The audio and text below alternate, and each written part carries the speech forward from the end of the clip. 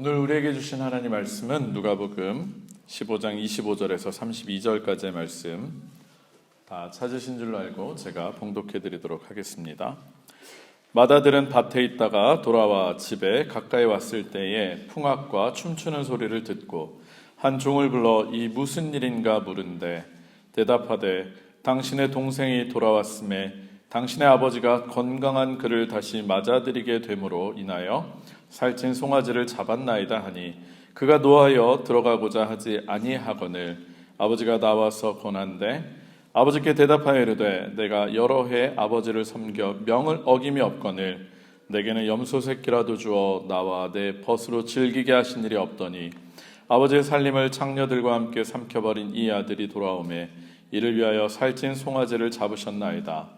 아버지가 이르되 예 너는 항상 나와 함께 있으니 내 것이 다 내 것이로되 이 내 동생은 죽었다가 살아났으며 내가 잃었다가 얻었기로 우리가 즐거워하고 기뻐하는 것이 마땅하다 하니라. 아멘. 이는 살아계신 하나님의 말씀입니다. 다 자리에 앉으시겠습니다. 제가 잠깐 기도하고요 우리 하나님 말씀 전하겠습니다. 기도합니다.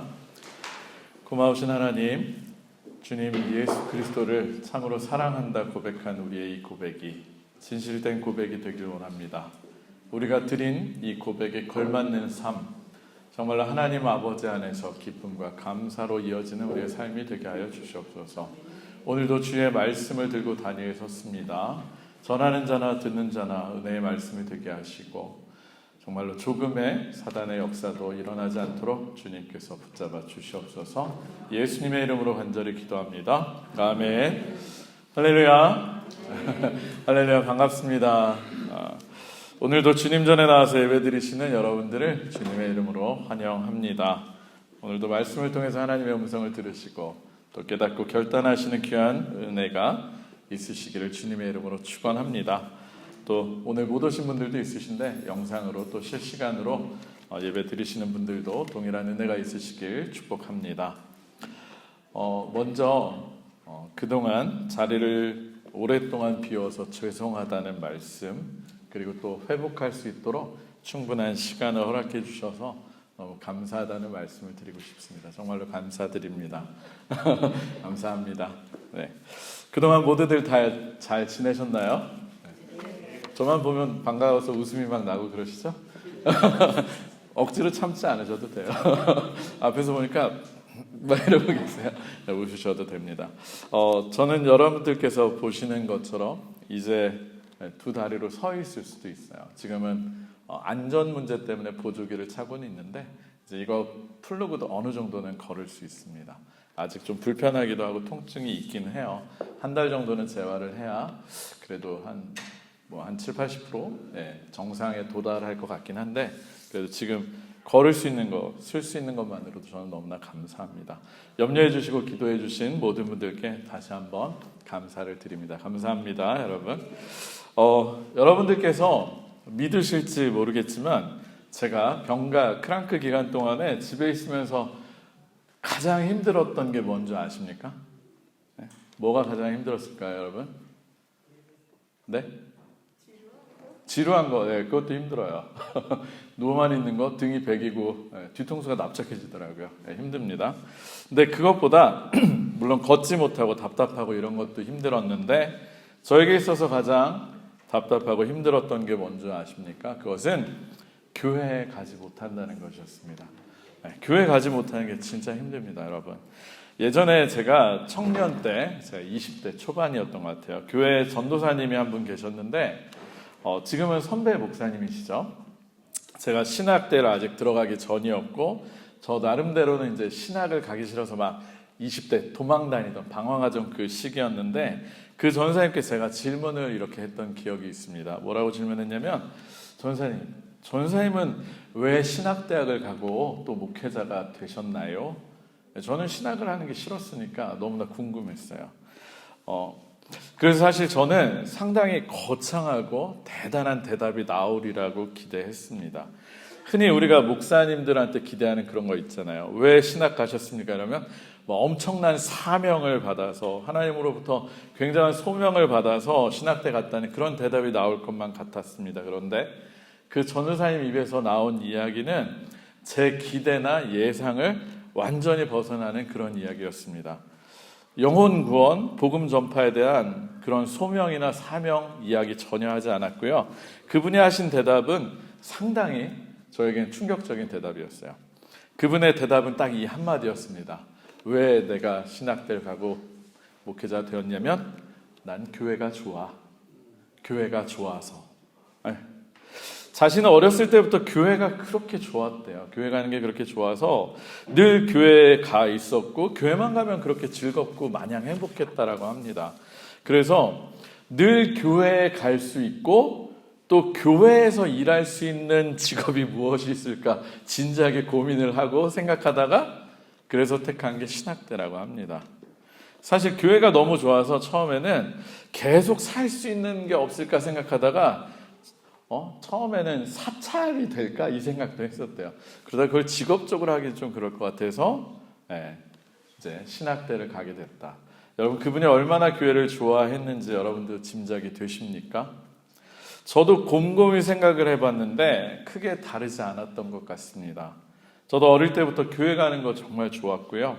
그래서 어머니 아버지가 교회 좀 가자라고 억지로 저를 끌어간 적이 한 번도 없었어요. 알아서 자발적으로 교회를 갔고 교회에서 살다시피 했습니다. 사실 중고등학교 때도 그렇고 심지어는요 부모님을 따라서 어른 예배도 다 참석했고 전 부흥회가 그렇게 재밌고 좋았어요. 부흥회 철마다 다 따라다녔고 기도원 가는 것까지 그렇게 잘 따라다녔습니다. 그래서 제 인생에서 가장 오래 교회를 나가지 못한 때가 언제였느냐? 처음은 군대에서 처음 신병훈련 받을 때 4주간 군대에서 교회를 못 갔거든요. 4주 뒤에나 이제 가게 됐는데 그때랑 이번에 크랑크 하면서 뭐 한 주 왔다 가긴 했지만 총 7주를 제가 못 왔더라고요. 그러면서 교회를 못 나간 게 가장 길게 못 나온 겁니다.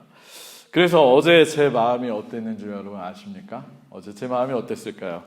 마치 정말 뻥 아니에요. 옛날 초등학교 때 소풍 전날 여러분 기억나십니까?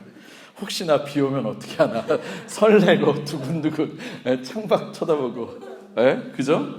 엄마가 김밥 싸주기로 했는데 정말이에요. 물론 오랜만에 설교 준비를 하려니까 좀 힘들기도 하고 좀 안 되더라고요. 잘. 그래도 교회에 갈 수 있다는 것만으로 너무나 기쁘고 행복했습니다. 지금 제 얼굴이 어때 보이십니까? 행복해 보이지 않으십니까? 네. 사랑하는 성도 여러분, 여러분들은 어제 어떤 마음이셨습니까? 여러분들은 어제 어떤 마음이셨습니까? 또 오늘 교회 오시면서 어떤 마음과 기분을 가지고 교회 오셨습니까? 우리 한번 옆에 계신 분들께 이렇게 질문해 볼까요? 교회 오실 때 어떤 마음이셨습니까? 우리 한번 질문해 볼까요? 교회 오실 때 어떤 마음이셨습니까? 설레이고 기쁘셨습니까? 한번 물어보세요. 설레이고 기쁘셨습니까? 바라기는요, 이 자리에 계신 우리 모든 성도님들이 정말로 교회에 나오시고 예배를 드리러 오시는 것이 설레이는 일, 정말 기쁜 일, 그런 일이 되시기를 주님의 이름으로 축원합니다.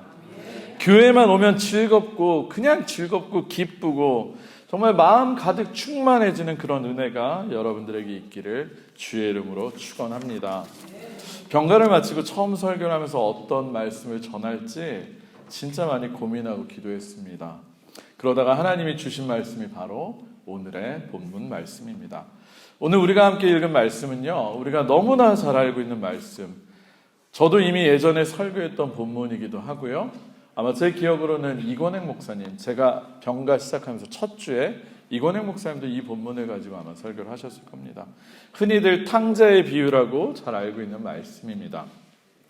그런데 사실 이 탕자의 비유보다는 성경에 기록되어 있는 대로요. 여러분 성경에 뭐라고 기록되어 있는지 모르겠는데 제가 가지고 있는 성경 2권에는 각각 이렇게 써 있었어요.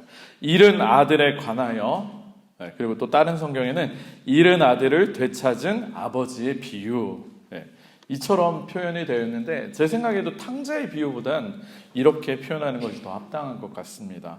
누가복음 15장 전체에 걸쳐서 나오고 있는 세 개의 비유가 있는데 이 세 개의 비유가 모두 잃어버렸던 것을 되찾는 것에 관련된 비유이기 때문이에요.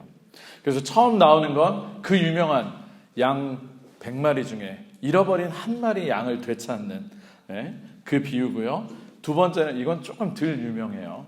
그래도 나름 아실 겁니다. 10드라크마가 있는데 하나를 집안에서 잊어버렸다가 집안을 다 샅샅이 뒤져서 찾아내는, 그래서 너무 기뻐서 잔치를 벌였다는 그 비유. 그리고 마지막이 우리가 너무나 잘 아는 오늘의 본문, 잃어버린 아들을 되찾은 비유입니다. 이렇게 누가복음 15장에 있는 세 개의 비유는요, 동일하게 잃어버린 것을 되찾은 것에 대한 비유고요. 단순히 되찾는 것뿐만이 아니라 되찾음으로 인해서 얻는 기쁨, 이 기쁨을 굉장히 강조해서 이야기하고 있습니다. 앞서 말씀드린 것처럼 상황은 좀 다르지만 저에게 있어서도 오늘의 이 말씀을 준비하면서 제 마음을 가득 채운 것은 교회를 가지 못하다가 저한테는 잃어버린 것 같았어요. 다시 나가게 된, 되찾은 이 기쁨이었습니다. 할렐루야. 저뿐만이 아니라 오늘 우리들 모두는요, 교회에 와서 여러분들이 이런 기쁨을 얻으셨으면 좋겠습니다. 그리고 기쁨을 느끼셔야만 합니다. 왜냐고요? 그 이유는 바로 오늘의 본문을 통해서 분명하게 알 수 있습니다. 그것은요, 교회에 오면 우리를 기쁘게 맞아주시고 우리를 품어주시는 아버지가 계시기 때문입니다. 바로 하나님 아버지, 여러분들을 환영하시고 맞아주시고 기쁘게 반겨주시는 하나님이 계심을 믿으십니까? 할렐루야. 일주일 동안 각자 삶의 자리에서요, 치이기도 하고, 쫓기기도 하고요. 또 상처도 많이 받지 않았습니까? 많이 지쳤잖아요. 저 이렇게 어떻게 독일어로 번역할지 모르겠는데 헉헉거리다가 겨우겨우 살다가 교회에 오면요, 버선발로 뛰어나와서 우리를 맞아주시고 안아주시는 하나님께서 계시기 때문에 우리는 늘 기쁨으로 교회에 올 수 있는 것입니다. 우리가 아버지 앞에 나올 때 어떤 모습과 어떤 마음으로 왔다고 해도 사실 그건 전혀 상관이 없습니다. 일주일 동안 세상에서 살아가면서 하나님을 조금은 멀리하고 살았다고 해도, 또 거룩하게 하나님의 말씀을 철저히 지키며 살지 못했다고 하더라도 조금도 쭈뼛거릴 필요가 없는 것입니다. 왜냐고요? 하나님은 우리가 어떤 모습과 마음으로 어떻게 살아왔든 상관하지 않으시고요, 그저 우리가 왔다는 것만으로도 기뻐하시면서 우리를 맞이해 주시는 분이시기 때문입니다. 할렐루야. 우리 함께 오늘의 말씀 누가복음 15장 20절에 아직도 이후부터를 함께 같이 읽었으면 좋겠습니다. 아직도부터, 우리 20절에 아직도부터 두 번째 줄이죠. 아직도부터 읽겠습니다. 시작. 아직도 거리가 먼데 아버지가 그를 보고 측은히 여겨 달려가 목을 안고 입을 맞추니. 아멘. 여러분, 그런데 우리가 잘 아는 것처럼 아버지가 이렇게까지 기뻐서 달려가서 맞이하고 끌어안고 입을 맞춘 이 아들, 어떤 아들입니까? 한마디로 말하면 뭐라고 할 수 있습니까? 페류나. 페류나라고 할 수 있습니다. 아버지 살아생전에 아버지의 재산을 유산으로 받아다가, 이거 굉장히 무례한 일이었거든요. 당시 사회에서 정말로 폐륜적인 일이에요. 근데 받는 것까지는 어떻게든 양보할 수 있는데 그것을 아버지 살아생전에 처분하는 건 정말로 용서가 안 되는 일이에요. 그런데 바로 그것을 처분해서 그 돈을 바꿔가지고 먼 나라로 떠났습니다.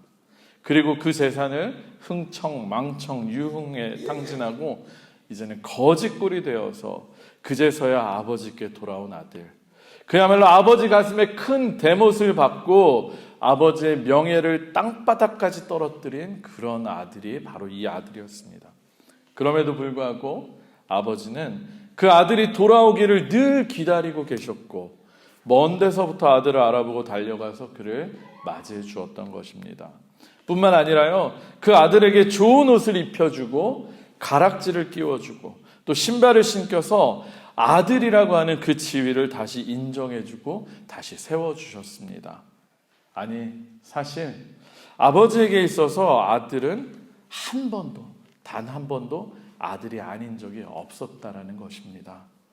그랬기 때문에 나름 염치가 있어서, 염치가 없어서 스스로 종을 삼아달라고 그렇게 얘기했던 아들의 말은 아버지 들은 척도 안 하고 대꾸도 하지 않았던 것입니다.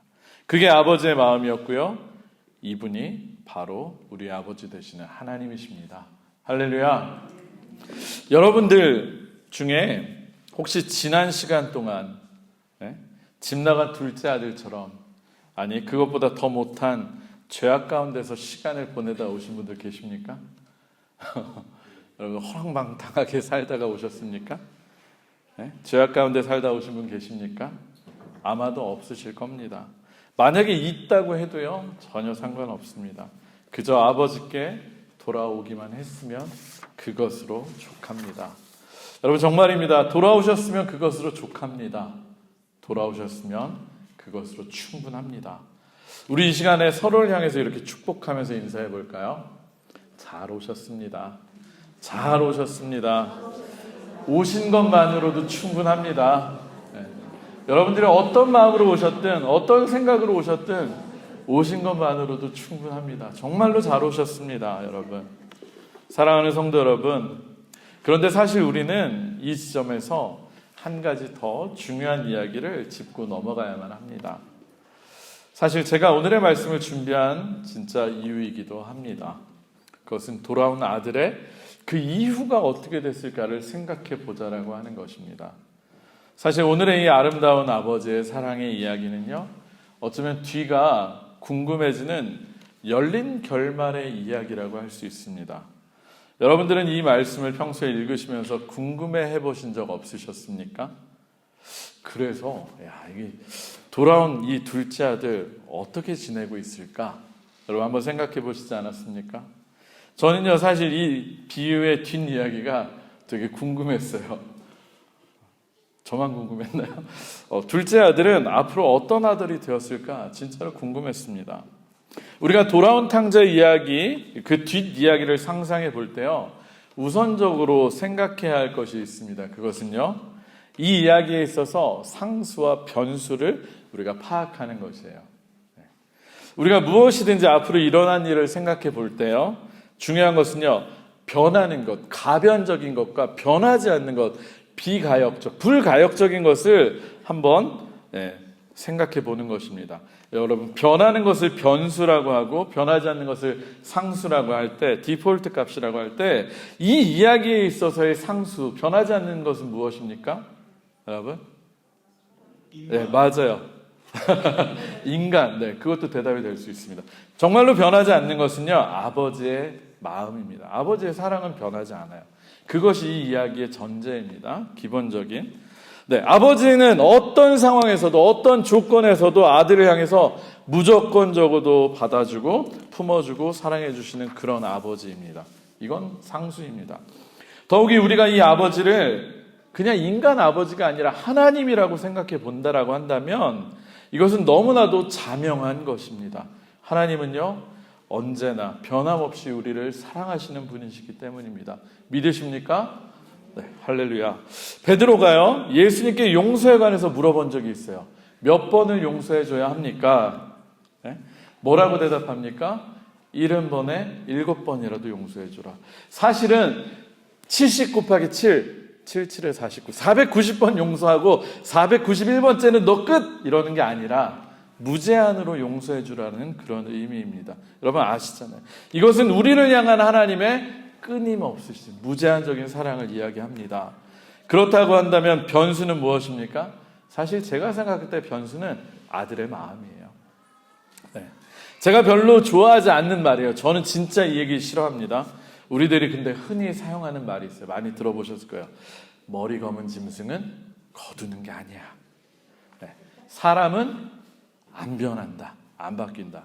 그래서 이런 얘기까지 하죠. 사람 고쳐 쓰는 거 아니다.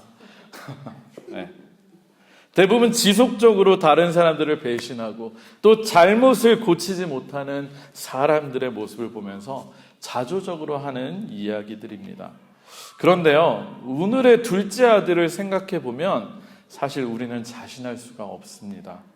이 둘째 아들이 지금은 처지가 곤궁해서 너무나 굶어 죽을 지경이니까 어쩔 수 없으니까 숙이고 아버지께 돌아왔지만 한참 뒤에 다시 등 따수고 배부르면 또 옛버릇이 안 나오리라는 보장이 사실 결코 없습니다.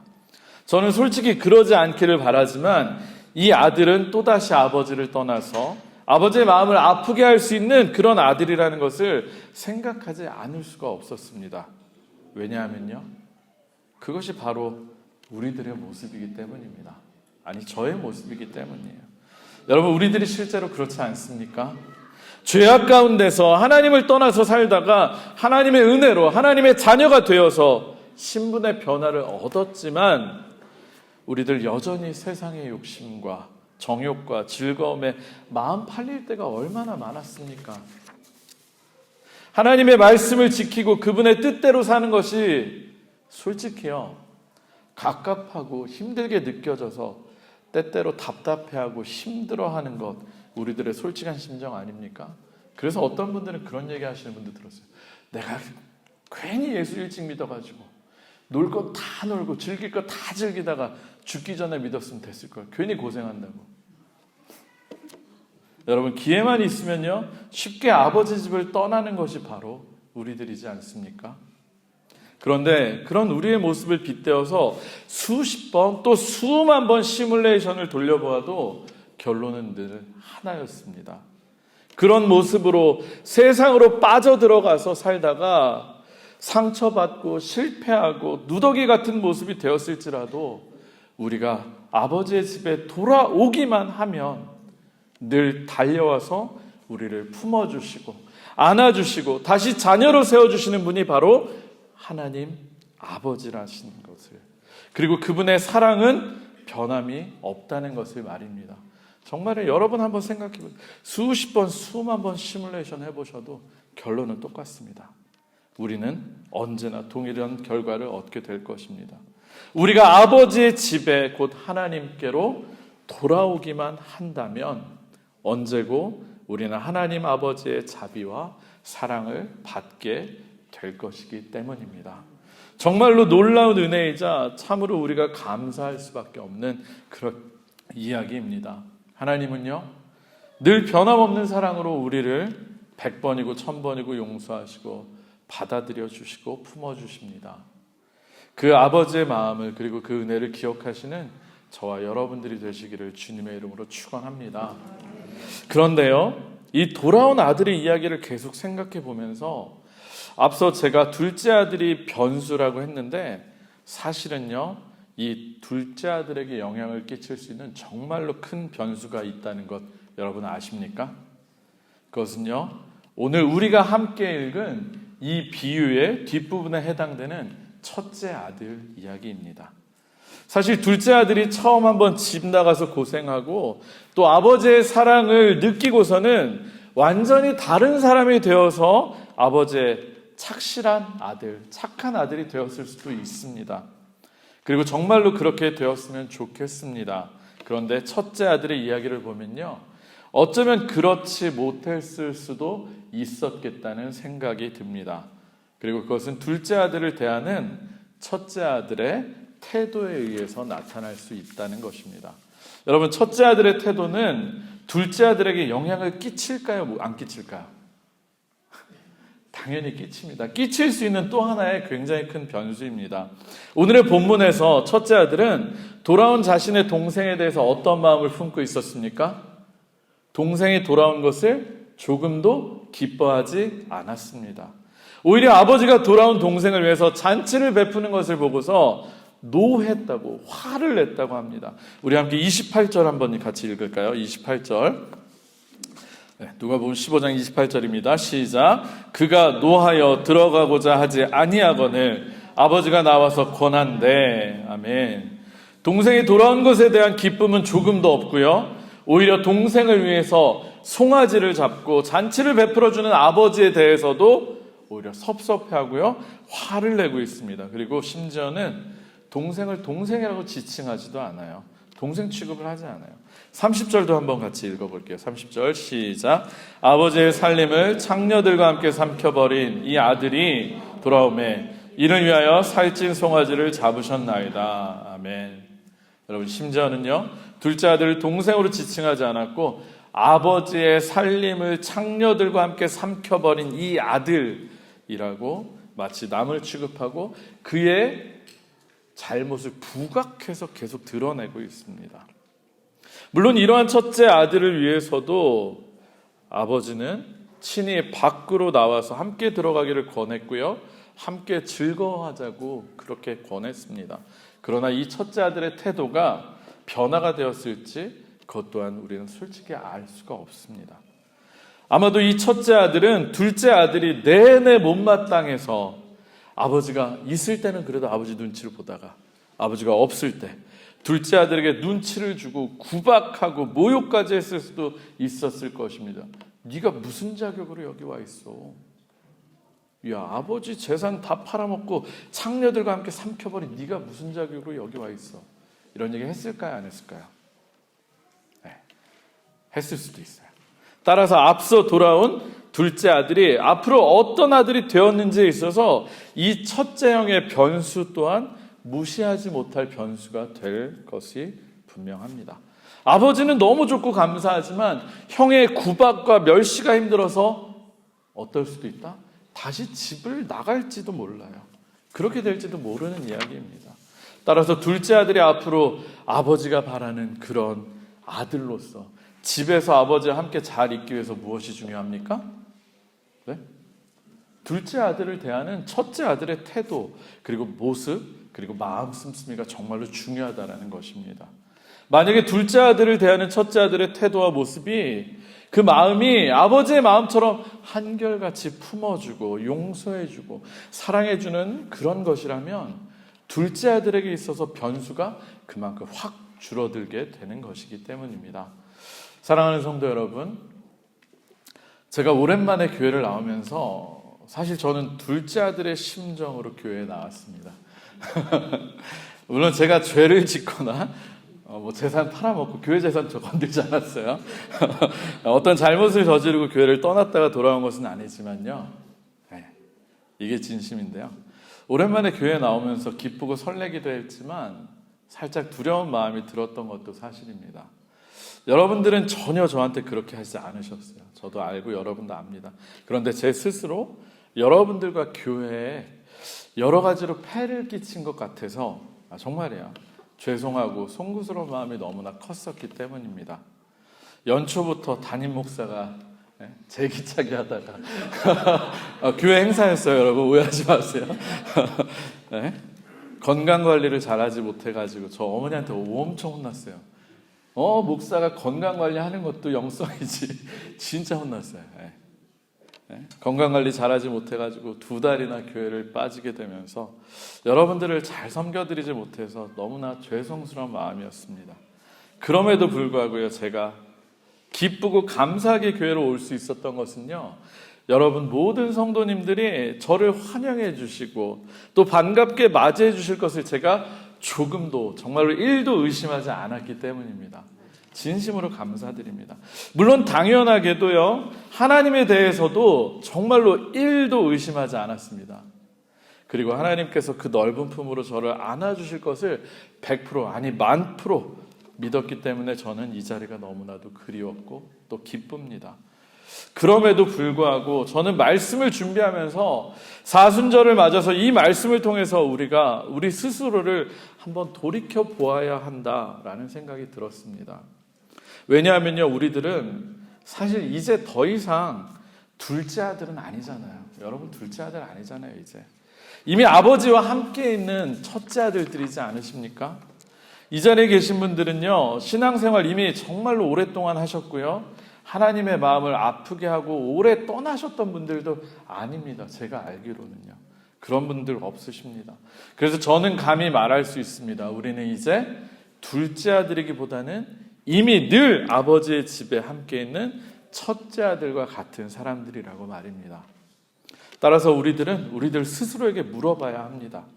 우리는 과연 첫째 아들들로서 아버지에게 섭섭함을 느끼지 않고 또 잃어버렸다가 돌아온 동생을 기쁘게 맞아줄 수 있는 그런 첫째 아들들인가를 말입니다. 사실 저는 그동안 병가를 통해서 집에 있어서 교회를 나오지는 못했지만 단 한순간도 아버지의 품을 떠났던 적은 없었습니다. 그럼에도 불구하고 제가 교회를 그리워한 것은요, 교회에서 더욱 하나님을 잘 느낄 수 있고 또 경험을 할 수 있기 때문입니다. 누구를 통해서요, 여러분? 제가 누구를 통해서 하나님을 경험하겠습니까? 맞습니다. 여러분들을 통해서예요. 우리들은 서로를 통해서 하나님을 경험합니다. 하나님은요, 사실 우리들에게 보이지 않는 분이시기 때문에 우리는 누구를 통해서 하나님을 느끼고 경험을 할 수밖에 없습니까? 네, 맞습니다. 하나님의 마음을 품고 있는 하나님의 사람들을 통해서 우리는 하나님을 경험하게 됩니다. 특별히 하나님의 살아계심과 그분의 사랑을 우리는 교회를 통해서, 우리 성도님들을 통해서 서로 경험하고 느끼게 되는 것입니다. 왜냐하면요, 여러분 잘 아시잖아요. 교회는 그리스도를 머리로 하는 그분의 손과 발, 몸이기 때문이에요.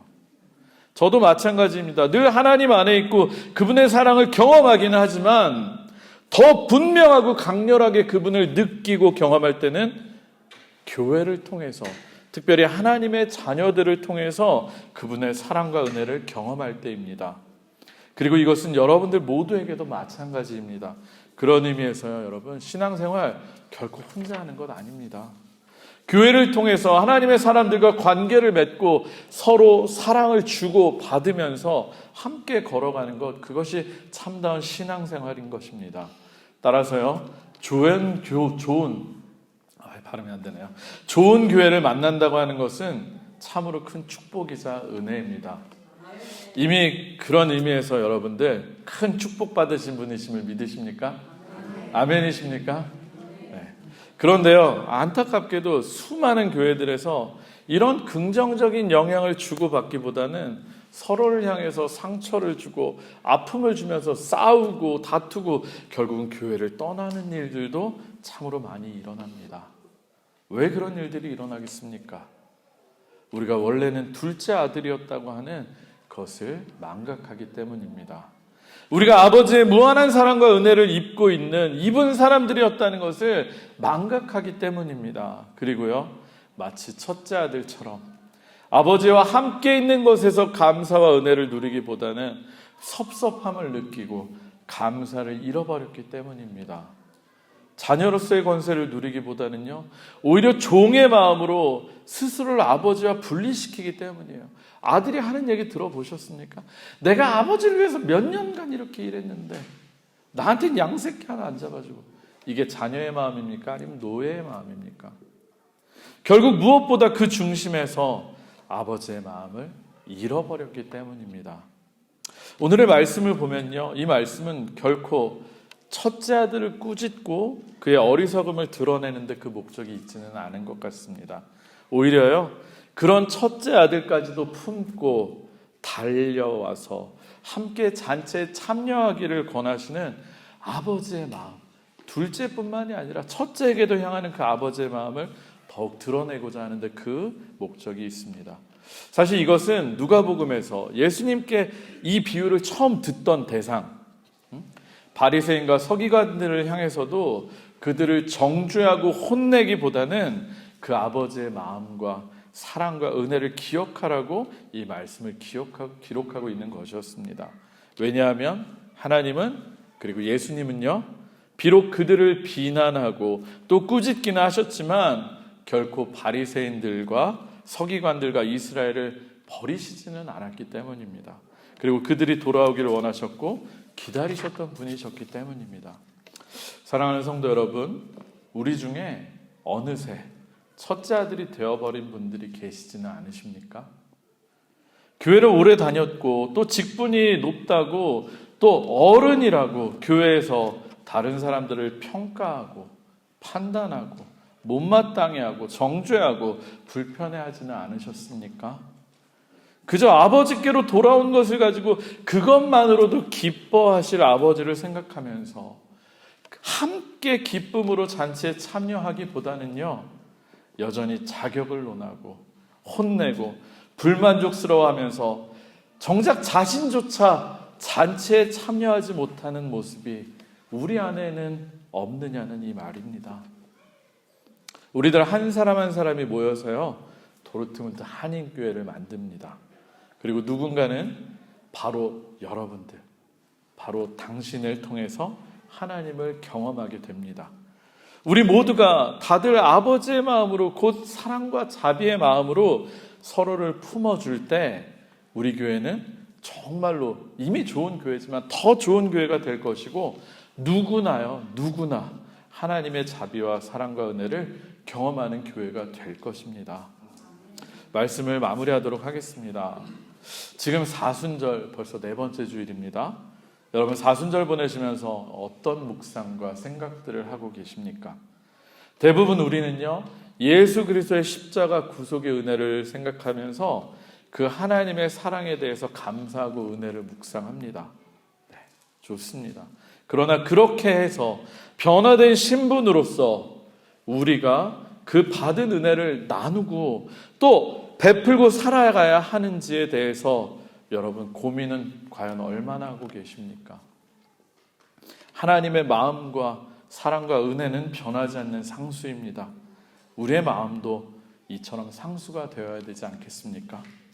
서로를 향해서 평가하고 정죄하고 판단하기보다는 우리들 모두가 둘째 아들이 돌아온 것을 기뻐하시는 그 아버지의 마음으로 서로를 사랑하고 기뻐하는 것, 그것이 우리들의 모습이 되어야 하지 않겠습니까? 저는 우리 교회가 진짜로 저는 이렇게 믿습니다. 이미 그런 교회지만 더욱더 그런 교회가 되기를 소망합니다. 우리 안에 갈등과 분열과 다툼이 없이 아버지의 은혜를 함께 누리면서 날마다 잔치의 기쁨이 넘치는 교회가 되기를 말입니다. 그래서 날마다 돌아온 이들을 맞이하며 마을마다 돌아오는 아들들을 맞이하면서 기쁨의 잔치를 여는 그런 교회가 되기를 소망합니다. 우리는요, 매주 어린 양 되신 예수 그리스도를 제물 삼아서 하나님께 베풀어 주시는 그 천국 잔치를 열고 있습니다. 몸은 늘 아버지의 집에 있지만 마음에는 불평과 불만이 가득하고 서로에 대한 미움과 원망이 있는 그런 모습이 아니라 참으로 아버지의 잔치에 기쁨으로 참여하는 우리들 모두가 되시길 주님의 이름으로 축원합니다. 우리를 향한 하나님의 사랑은 조금도 변함이 없으시고요, 첫째 아들이나 둘째나 구별하지 않고 모두를 사랑하고 계십니다. 그 아버지의 마음을 알고 그 잔치의 기쁨을 만끽하시는 저와 여러분들이 되시길 주님의 이름으로 축원합니다. 우리 시간 한번 찬양하고 기도했으면 좋겠습니다. 너는 내 아들이라, 우리 주보에 제가 찬양을 복사해 놨는데요, 오늘 시간이 좀 많이 가긴 했지만 그래도 한번 찬양했으면 좋겠습니다. 여러분, 첫째 아들의 마음을 가지고 계신 분이 있으십니까? 아니면 둘째 아들로서 여전히 하나님의 은혜가 필요하신 분 계십니까? 여러분들이 어떤 아들이든 어떤 상태든 상관없이 하나님은 그저 여러분들이 오기만을 기다리고 계시고 너는 내 아들이다, 모두 다 같이 우리의 잔치에 참여하자 얘기하십니다. 이 찬양을 통해 여러분들이 어떤 상태에 있든 하나님의 그 사랑을 먼저 누리시고 느끼시고 그 사랑을 나눌 수 있는 우리가 되길 바랍니다. 우리 찬양하고 기도하겠습니다.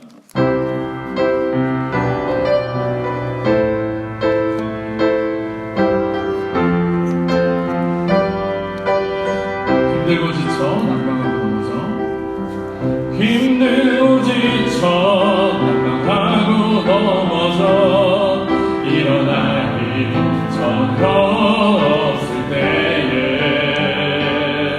조용히 다가와 손잡아 주시며 나에게 말씀하시네.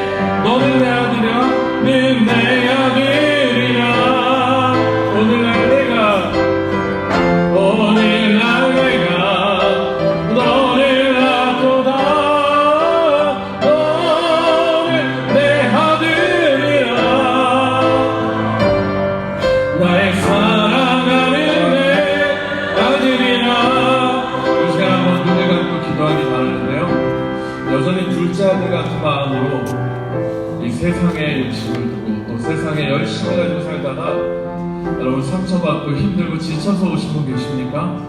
그렇다면 그런 여러분들을 향해서 멀리서부터 뛰쳐오셔서 내 아들아 내 딸아라고 잘 왔다라고 안아주시는 그 하나님의 위로를 오늘 이 시간 느끼시길 주의 이름으로 축원합니다. 그리고 혹시 이미 그 단계는 지나고 나는 하나님의 안에 있다라고 확신하시고 자신하시는 분들, 그러나 예배의 기쁨과 감격이 어느새 사라지고 누군가를 향해서 긍휼의 마음과 자비의 마음보다 정죄의 마음과 분노와 미움이 싹트는 마음이 있다면 그런 여러분들을 향해서도 하나님 나오셔서 이야기합니다. 너는 나와 늘 함께 있지 않니? 너도 내 아들이다. 함께 잔치에 들어가 기쁨으로 즐기자.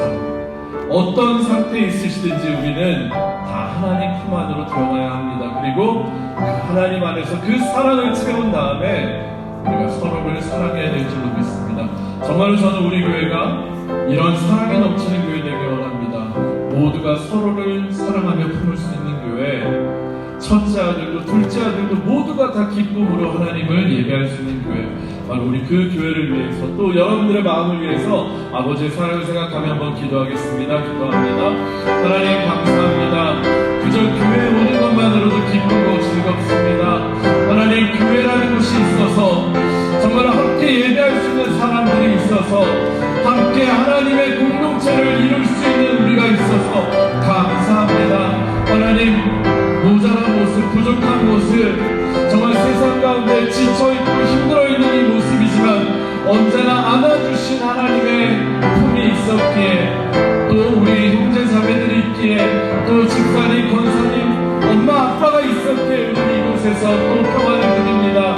하나님, 그러나 언제부터인가 정말로 하나님 안에 있지만 즐거움과 기쁨과 감사를 잃어버린 사람들도 있다면 하나님, 우리들 그 기쁨과 감사를 회복하기 원합니다.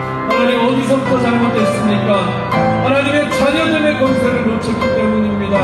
하나님, 자녀의 기쁨을 잃어버렸기 때문입니다. 아버지의 마음을 잃어버렸기 때문입니다. 먼저는 내가 둘째 아들이었음을 기억하는 마음, 그리고 그 마음 가운데 여전히 나를 향하고 있는, 여전히 나와 함께하고 싶어 하시는 하나님의 마음을 기억하는 은혜가 우리 안에 있게 하여 주시옵소서. 우리 교회 성도님들 어떤 마음의 상태, 어떤 영적인 상태에 있던지 하나님 그 넓은 품으로 안아주시고 하나님의 사랑과 위로가 우리 안에 넘치게 하여 주시옵소서. 그래서 우리들 우리 눈에 보이지 않고 우리가 직접적으로 경험하기 어려운 그 하나님의 사랑을 서로의 눈길을 통해, 서로의 입술을 통해, 서로의 손과 발을 통해, 서로의 따뜻한 온기를 통해 느낄 수 있는 우리 교회가 또 되게 하여 주시옵소서. 하나님, 우리 교회 또 올 한 해 새롭게 시작하고자 합니다. 하나님, 우리 안에 더 큰 사랑이 넘치게 하시고 참 하나님의 은혜를 넘치게 하시고 아버지의 마음을 정말로 정확히 이해하고 알고 하나님을 기쁘시게 하는 그런 우리들 되게 하시고 정말로 서로를 향한 사랑과 기쁨이 감사가 넘치는 우리 되게 하여 주시옵소서. 그래서 우리가 교회를 향하여 올 때마다 정말로 설레이고 기쁘고 감사가 넘치는 그 은혜가 회복되는 우리 모두가 되게 하여 주시고, 그래서 함께 모여 하나님을 온전히 기쁘시게 하는 참다운 예배의 공동체가 되게 하여 주시옵소서. 제가 잠시 기도하겠습니다. 아버지 감사합니다. 오늘 이 말씀을 우리에게 주심을 감사합니다. 하나님, 이 자리에 있는 분들 중에는 여전히 하나님의 무한하신 위로하심과 평안이 필요해서 눈물 흘리며 달려온 지체들도 있습니다. 하나님, 그 지체들 하나님의 넓은 품으로 위로하시고 안아주시고 내 아들아 딸아 정말 잘 왔다. 그래서 기쁨이 감사가 회복되게 하시옵소서. 그리고 후계 안에 신앙생활의 연주가 깊어질수록, 교회에서 역할이 커질수록, 직분이 높아질수록 누군가에 대해서 평가하고 판단하고 정죄하는 마음이 들고 있는 첫째 아들과 같은 사람이 우리 안에 있다면 그 아들도 하나님 품어주시고 다시 사랑해 주셔서 그 아버지의 사랑을 통해 회복이 일어나게 하여 주시옵소서. 그래서 내가 둘째 아들이었음을, 내가 하나님의 은혜를 입은 사람임을, 그리고 지금도 받고 있음을 통해 아버지의 마음으로 둘째 아들들을 품을 수 있는 넓은 품을 허락하여 주시옵소서. 그래서 우리 교회가 어리나 나이가 많으나 젊으나 아니면 교회를 오래 다녔으나 적게 다녔으나 누가 와도 행복하고 즐거운 교회, 누가 와도 하나님을 기쁨으로 경험할 수 있는 교회가 되게 하여 주시옵소서. 우리 안에 그런 은혜를 부어주시길, 또 부어주셨음에 감사하며 모든 말씀 예수님 이름으로 기도합니다. 아멘.